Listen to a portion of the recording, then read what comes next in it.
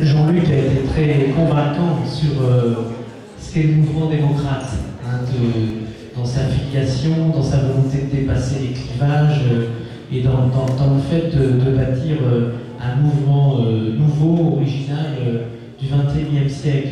J'y ajouterai juste une chose, c'est cette volonté, voyez, de regarder les politiques publiques les yeux ouverts et de ne pas raconter des histoires aux gens. Quand vous allez dans des restaurants, c'est vrai que c'est beaucoup plus vrai en région parisienne, mais vous regardez les cuisines.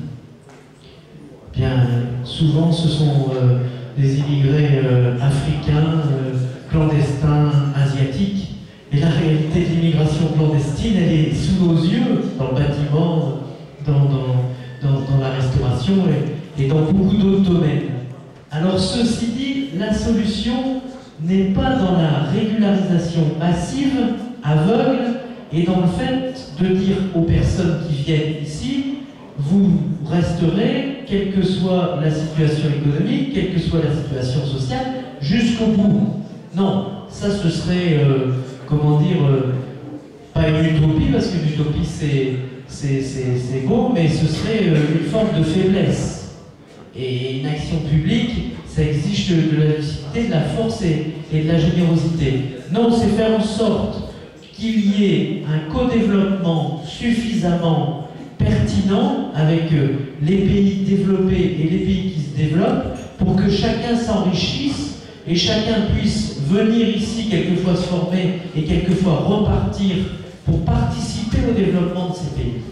Voyez-vous, c'est quelque chose d'essentiel. Moi, j'ai un ami marocain qui a fait des études d'informatique et qui a du travail ici en France. Et bien malgré tout, parce que c'est compliqué, parce qu'il ne serait pas sûr de revenir, eh bien il ne va pas tenter ou retenter l'aventure de participer au développement du Maroc et au développement des services informatiques du Maroc.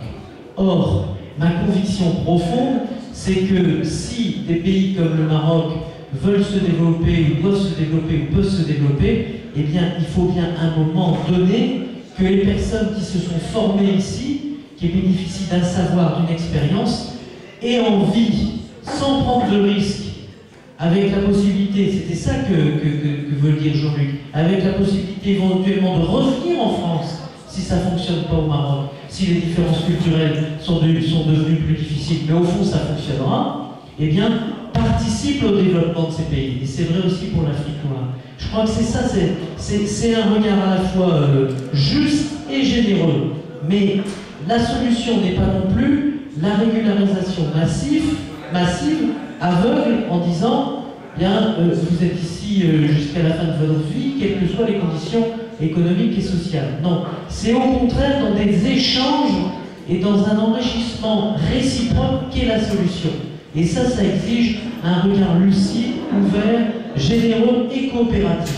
Et le fondement même de l'Union européenne, c'est la coopération et c'est la communauté. Et donc c'est là aussi que notre projet européen prend son sens pour notre propre développement, mais prend son sens aussi en termes d'exemplarité par rapport au message que l'Europe ou que la France transmet au monde. Parce que la question, elle est aujourd'hui celle-là, est-ce que la France a encore un message à exprimer au monde?